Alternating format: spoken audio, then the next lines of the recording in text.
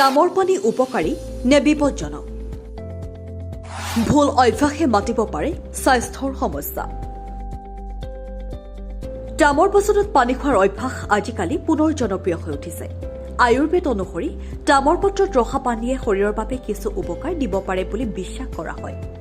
বহুতে বিশেষকৈ ৰাতিপুৱা খালী পেটত ডামৰ বটলৰ পানী খোৱাটো স্বাস্থ্যকৰ বুলি ধৰে। কিন্তু বিশেষজ্ঞসকলে সতৰ্ক কৰি দিয়ে যে ভুল ব্যৱহাৰ কৰিলে এই পানীয়ে স্বাস্থ্যৰ বাবে ক্ষতিকাৰকো হ'ব পাৰে।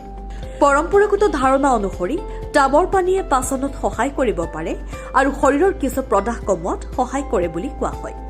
কিছু বিশ্বাসত ই শৰীৰৰ ভাৰসাম্য বজাই ৰখাটো সহায়ক বুলি ধৰা হয়।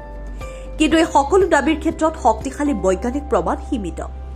আনহাতে চিকিৎসা বিশেষজ্ঞসকলৰ মতে ডামৰ পাত্ৰৰ পানী অতিমাত্ৰা বা ভুল পদ্ধতিত খালে কপাৰ টক্সিডিটি হ'ব পাৰে, যাৰ ফলত বমি, মূৰ ঘূৰণি, পেটৰ তীব্ৰ বিষ আৰু গুৰুতৰ ক্ষেত্ৰত যকৃত আৰু বৃক্কৰ ক্ষতি হ'ব পাৰে।